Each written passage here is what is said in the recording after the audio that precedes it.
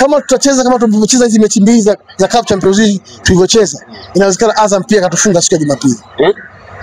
Kama tusipohitaji kubadilika, Azam anaweza katufunga.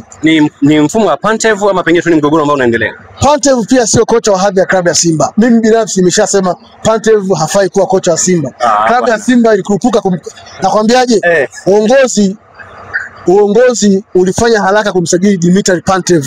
Pantev sio kocha wa hadhi ya klabu ya Simba, klabu namba 5 barani Afrika kwa ubora. Kama angekuwa ni kocha mkubwa ambaye timu yake Gaborone hakufanikiwa kufuzu. Unamwangalia kocha kuna mechi mbili? Sio kocha, brother. Simba tafuta kocha, uongozi wa Simba tafutieni kocha. Lakini nyewe mlimuita manager mkasema ni mifumo yake bana ni huyo kocha. Simba uongozi wa Simba tafutie kocha mwingine, huyo hapana. Wanaambia uko fresh? Uko good. Harakati zinaenda.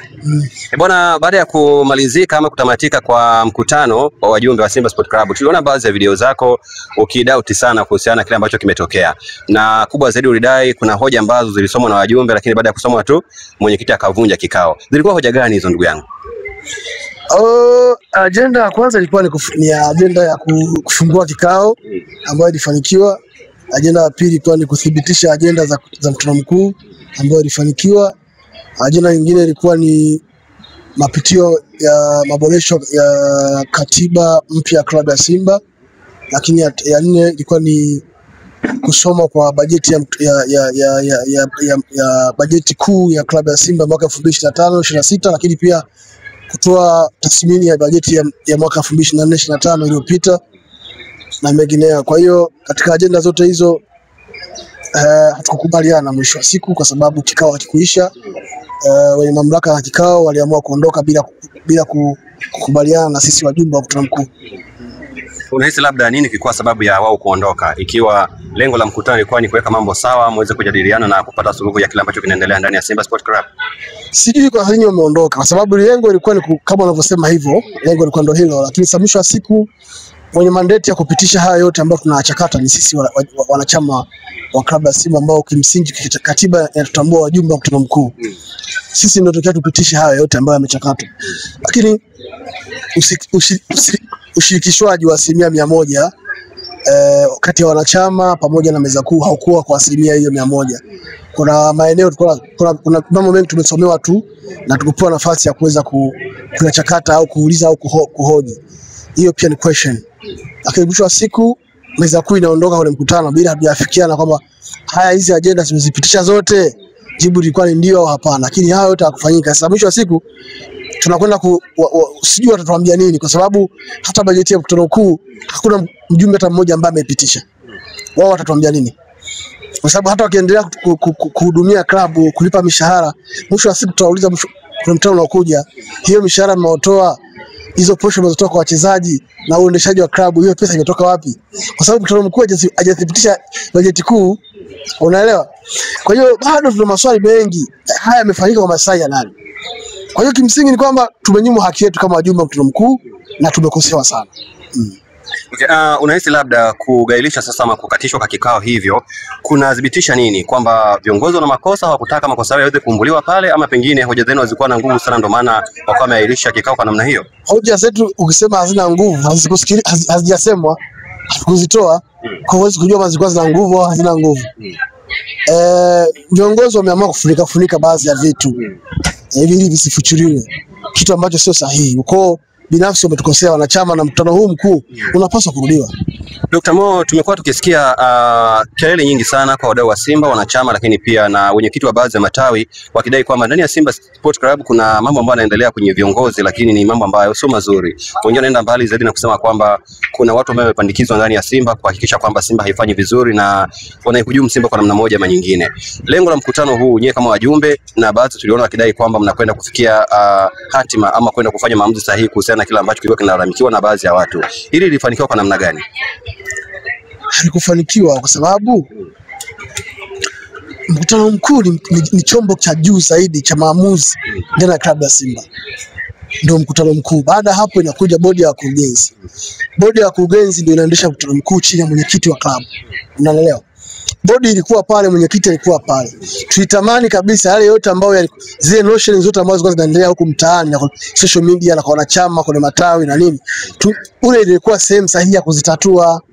lakini matokeo yake mkutano mkuu haujaja na majibu hayo, umeongeza maswali zaidi ya kile kinachoendelea. Badala ya kutatua tatizo, mkutano mkuu umeongeza tatizo la kuuliza maswali kwa wanachama. Yaani tunajiuliza maswali mengi sana. Kwa naona kuwa kuna haja ya kuita mkutano mkuu kwa sababu haukuwa na hadhi ya mkutano huo mkuu kwa jinsi ambavyo umeendeshwa kienyeji, umeelewa? Kwa hiyo binafsi tabani mkutano mkuu ushibe, kila mwanachama aweze kuparticipate kwa nafasi alionayo dhidi ya meza kuu kwa hoja na agenda ambazo ziko kwenye meza kuu, ili kila mmoja pale aondoke tumalizia letu hili moja ili kwa ajili ya klabu ya Simba, umeelewa? Kilichofanyika juzi ni kuzoeana. Yaani uongozi umetuzoea sana mashabiki, umetuchukulia poa wanachama, ndicho ambacho kimepelekea. Naona kama wanachama hawana meno, hawana cha kufanya. They have wanasema hatuna sehemu ya kwenda. Unaelewa? Kwa watu wakifanya chochote, sisi hatuna pa kwenda. Ndio ambacho yaani ni kama waishaingiwa na kiburi. Ndio jambo ambalo limeonekana juzi. Umetudharau kwa kweli, kwa sababu wamepoteza muda wao wa kutoka maeneo mbalimbali, wengine kutoka Kigoma, wengine kutoka Mwanza, Bukoba, Kibondo, wamekuja kuzuia mkutano mkuu gharama zao, lakini mwisho wa siku mkutano wa dakika 140 ndio umefanyika. Kuanzia saa 5 iko dakika 137. Kuanzia saa 3 dakika 47, saa 3 dakika 45 mkutano mkuu umeanza mpaka saa 5 dakika 18 ndio mkutano mkuu unaisha. Na unaisha kienyeji bila kuambia wajumbe mkutano mkuu kwamba agenda zilizokuja mkutano mkuu mmeziafiki, jibu liwe ndio au hapana. Ndani ya hizo dakika 130 ambazo umezisema, masaa mawili maana yake na dakika kadhaa, nini hasa ambacho mlikuwa mnakijadili kikubwa zaidi ambacho kilichukua masaa mawili alafu mkatoka bila kuelewana? Bajeti ya klabu ya Simba, bajeti kuu, lakini maboresho ya katiba ya klabu ya Simba ya mwaka 2018. Hicho ndio kilikuwa na shida hapo. Kutokuwepo kwa Magori ambaye yeye ndo alienda kwenye baadhi ya vyombo vya habari na kudai kwamba ndani ya Simba kuna watu ambao wanaihujumu Simba. Kutokuwepo kwenye mkutano mkuu ilitoa taswira gani kwenu? Pengine aliogopa kwa zile ajenda zilizokuwa zinasema, ama pengine ni majukumu tu aliombana ndio maana kufika? Alikuwa majukumu mengine ya kusimamia timu. Kumbuka siku hiyo timu ilikuwa inacheza Mari dhidi ya Stade Marine. Kwa hiyo viongozi wote wasije kwa mkutano mkuu. Kuna wengine wamejigawa kwa ajili ya kwenda kusimamia timu ili iweze kupata mafanikio. Very sad enough tukaweza kufungwa bao 2-1. Kwa hiyo asingeweza kuwepo pale.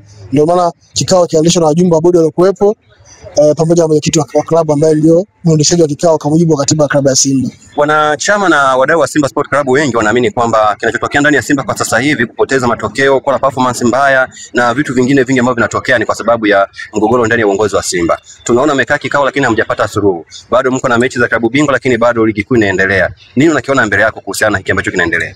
Kama migogoro itaendelea kuwepo na kututafuna ndani ya klabu ya Simba, hatuwezi kufanikiwa. Tutaweza tukaferi ligi kuu, tutaweza kuferi pia kimataifa. Kama migogoro ikiendelea kuwepo, mivutano hii ndani ya uongozi na nje ya uongozi ikiendelea kuwepo, maana yake haina afya na klabu yetu ya Simba. Kwa hiyo ni jambo la haraka na inatakiwa lichukuliwe haraka zaidi kama emergency liweze kumalizwa hii migogoro ili mambo na klabu irejee kwenye msingi wake. Sasa mna misimu sasa takriban 5 hamjachukua kombe la ndani wala hamjapata mafanikio kwa ndani, licha kwamba nje mmekuwa mkifanya vizuri kwa misimu kadhaa, lakini ndani hamjafanya vizuri zaidi. Hii migogoro inaleta taswira gani nyingine tena? Maana yake ni kwamba tuendelee kuiona Simba ikipata tabu, tuendelee kuona Simba ikifungwa na Yanga, kwa sababu mara nyingi tunaona Simba ikifungwa na Yanga, mnadai kuna hujuma, mnadai kuna vitu ambavyo vinakuwa havijakaa sawa ndani ya uongozi. Maana yake migogoro hii ikiendelea, Yanga endelee kujichukulia ubingwa mbele ya Simba na msimu huu tuendelee kuona akichukua pointi 6 mbele tena. Ndio maana ndio nachokuambia kwamba migogoro ikiendelea ndani ya klabu yetu inatoa nafasi ya maadui kuendelea kutushambulia. Kwa kama migogoro itaendelea kuwepo, hatuwezi kufunga Yanga.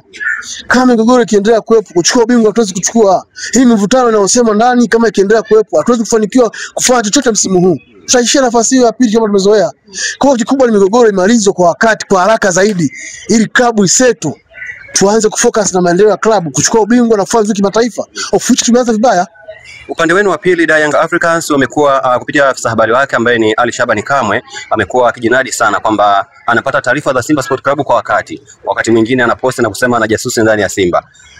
Vipi kuhusiana na hilo? Kuna mtu ambaye mnamshuku ndani ya Simba kwamba anahusika moja kwa moja na hiki, ama pengine ni mbwembwe tu za msemaji wa upande wa pili? Watu wapo kaka. Watu unawajua? Wapo ndani ya klabu ya Simba. Wapo. Unaelewa? Wapo hao watu wapo. Ambao kazi yao ni kuuza information kwa klabu, kwa uongozi wa Yanga ili situhujumiwe. Wapo. Kwa hiyo Unafikiri Alikama anapata information wapi? Na huyu anampa information Alikama, unafikiri mtu wa kawaida? Unafikiri mwanachama kama mimi? Unafikiri shabiki wa kawaida? Na maana ni mtu ambaye kuna management. Kwa hiyo unakiri kwamba ndani ya Simba kuna watu wanaotumika? Wapo, unaona hata Magoli alisema, brother, kama kiongozi wa bodi alizungumza, mimi ni nani bishi? Wapo. Sasa nguvu yenu wanachama, nyie kama wanachama kuhakikisha hili swala mnaliweka vizuri ni ipi? Kwa sababu kama mwanachama una zamana ama una kauli ya kutoa. Wanachama wa Simba hatuna nguvu yote kwenye klabu ya Simba. Wanachama wa Simba hatuna nguvu yote kwenye uongozi wa klabu ya Simba. Yaani nguvu hiyo sisi hatuna. Kwa hiyo nyie mpo kama mashabiki tu? Sisi tupo kama tupo tu kama tumechukuliwa poa. Hatuna nguvu yoyote wanachama wa klabu ya Simba, hatuna nguvu hiyo. Toka mwanzo mlikuwa hivi ama nini kimesababisha hadi mkaonekana hamna nguvu? Uongozi ndio umepelekea kutufanya sisi tusio na nguvu ndani ya klabu yetu. Katiba imebadilishwa. Nakwambia uongozi ndio umepelekea wanachama wa klabu ya Simba wasio na meno na klabu yao. Lakini katiba inasemaje kuhusiana na nyie? Katiba inatulinda na inatupa heshima hiyo. Lakini utekelezaji na uongozi hautupi nafasi hiyo ya kuwa na nguvu na klabu ya Simba. Hakuna kipengele ambacho kinasema kwamba pengine kama mkionewa wanachama wa Simba Sport Club mnaweza mkachukua hatua nyingine?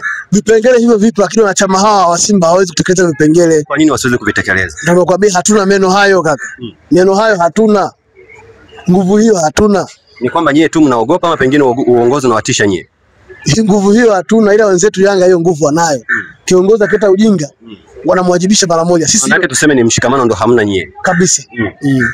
Nimekuwa nikisikia baadhi pia ya watu wakidai kwamba ndani ya wanachama humo kuna wengine wanaotumika pia kuisupport Simba, wakipewa kitu kidogo wanaiongelea vizuri, wanawasifia viongozi ambao wanafanya vibaya.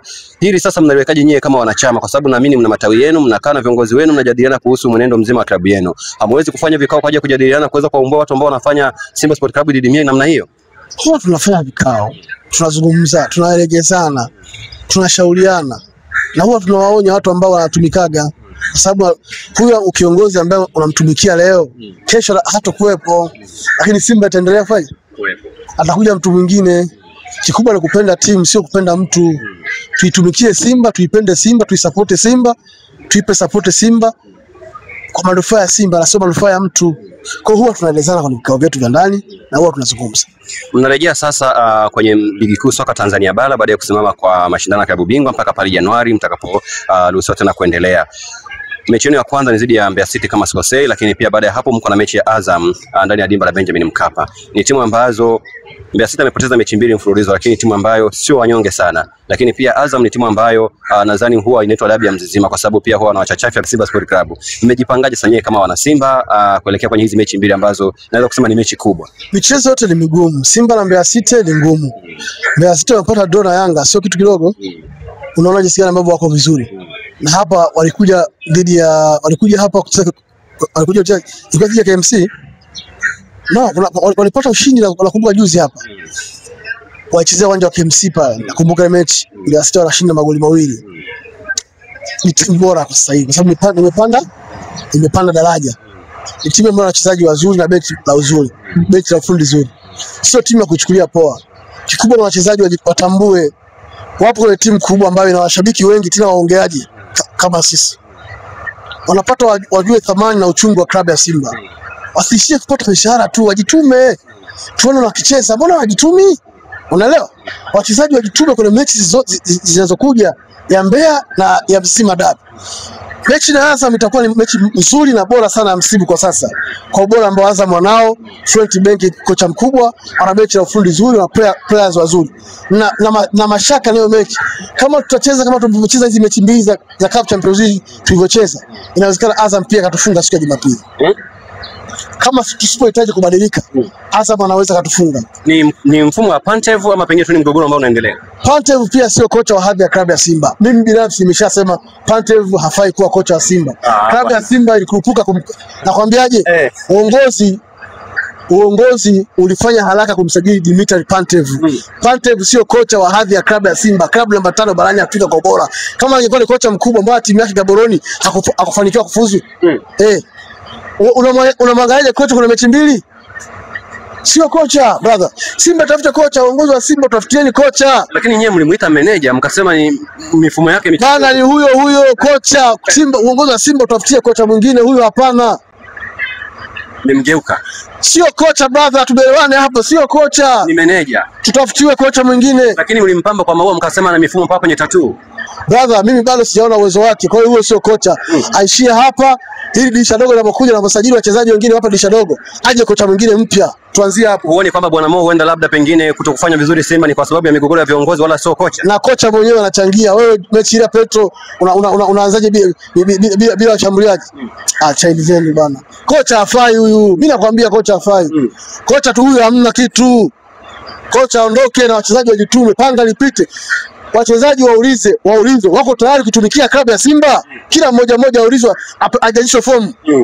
Ambaye asaini mkataba ambaye hataki kutumikia Simba fukuza. Tuajiri watu ambao watakuwa na commitment ya kupambania timu dakika 90 kama wanavyopambania watu wengine timu zao. Hatuwezi kuchekea tunawalipa mishahara mingi hawa. Wewe unahisi kwamba kuna watu ndani ya Simba Sport Club wachezaji ambao hawataki kuitumikia Simba? Kabisa brother. Kama nani? Unaona sasa kumesha wewe mwenyewe unaona watu wako. Dr. Mo sijaona. Wewe unaona mtu mwenyewe afika golini anakosa goli. Anatoa pasi, anatembea. Michezo makosa hiyo. Hatuwezi kuwa na timu ya design hiyo bana. Unaona sasa kwa wachezaji wajalishwe fomu waulizwe. Bwana wewe. Wewe bwana. Upo tayari kwa ajili ya Simba? Ndio au hapana? Atoe majibu. Unaelewa? Sasa kama haiko tayari achia timu. Waje watu wengine. Tumaliza na hili sasa. Mkutano jinsi ulivyoisha ni kwamba mlimaliza kwa naweza kusema kwa sintofahamu. Mwenyekiti ambaye alivunja mkutano ama aligairisha mkutano bila makubaliano, Bwana Murtaza Mangungu aliondoka ghafla. Wewe kama mwanachama sasa, ama ukipata nafasi, kwa sababu nilifuatilia sana clip zako, ulikuwa ni mtu bora anika sana, pengine labda ukipata nafasi ya kuonana naye ama kukaa naye meza moja, unaweza kumshauri kipi? Aitishe mkutano mkuu mwingine. Mkutano rudiwe. Haujaisha mkutano. Wanachama hatujafikiana. Kwa mkutano rudiwe. Hamjatangaziwa labda mkutano mwingine utafanyika lini? Hatujatangaziwa. Kwa hiyo napaswa arudie mkutano mwingine haraka iwezekanavyo. Kwa sababu hata bajeti ya msimu huu hatujaipitisha bado mkutano mkuu. Kwa hiyo Simba inajiendeshaje bila bajeti kubarikiwa na mkutano mkuu? Inapaswa mkutano mkuu urudiwe. Kwa maana yake ikiendelea hivi ni kama vile mnahujumiwa, hamjui kinachoendelea ndani ya Simba. Kinachoendelea wanajua wao wawili watu watatu ndio wanajua. Lakini sasa klabu hii ni wanachama, sio mtu. Lakini umeshasema wanachama hamna nguvu, sasa inabidi mkubali. Wao ndio wanafanya wanachama wasio na nguvu. Lakini katiba haisemi hivyo. Katiba inawapa nguvu wanachama. Sasa hiyo wanataka hiyo nafasi watu nyang'anye wanachama, haiwezekani. Okay, sawa, nikushukuru sana Dr. Mohamed. Kila la heri. Okay, asante sana.